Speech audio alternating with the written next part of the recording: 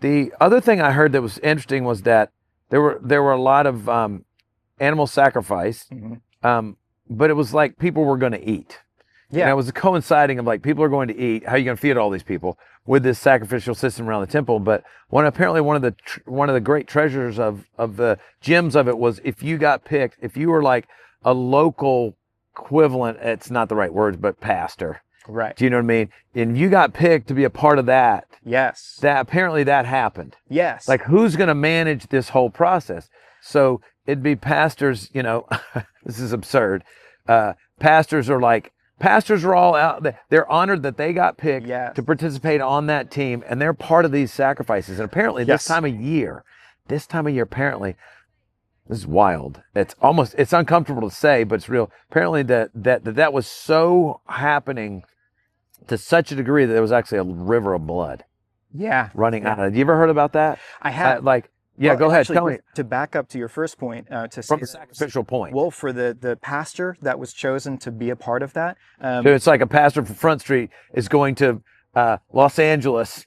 You know what I mean? Sort of like that. Actually, I did with a Sunday school class a number of months ago. I ran some numbers for them and talked about the number of priests that they had at the time, the number of priests within that circle who would have been able to be chosen for that role, and how often that happened. And I think the math worked out to if you were a priest within the certain tribe that would put you in that position, your possibility of being chosen for that was a once out of a 48-year span. Yeah, okay, right. Like that's how often and it happens. So that valley of blood, the pools of blood that come out, part of that is sacrifice. Part of it also is remembering the Roman culture of sacrificing children.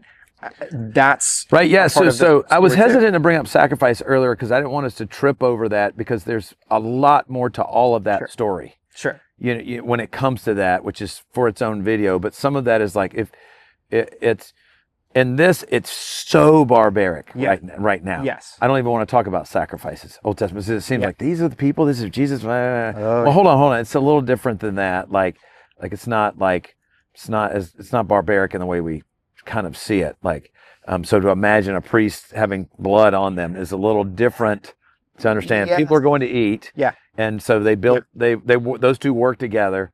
But there's almost stories. Okay. Now. Go ahead. Well, this adds to the efficacy, the power, the moment of Jesus. Actually, it ends up like that story's rewritten. And then come 70 AD, they don't have it anymore. Correct. That's wild. Yeah. I mean, talk about timing. That's incredible to me. Well, yeah, you're talking, and there you go, a historical change that happens with Jesus' marker of sacrifice, which is that for thousands of years, they've been sacrificing so long. All the way back into the tabernacle. Oh, yeah, thousands of years. And so all of a sudden, Exodus. after 70 years, 70 AD, no longer doing that. Right. So it took 70 years after Jesus died for them to finally get to the end of that. Welcome to humanity. We take a little while to... Right. But all it was 70 years after that moment.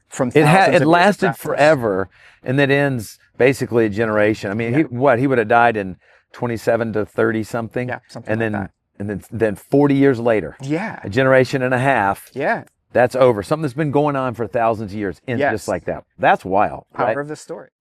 The word has spread that he raised a man 4 days dead at Bethany, and there were over 100 witnesses. They were only witness to the man walking out of the tomb.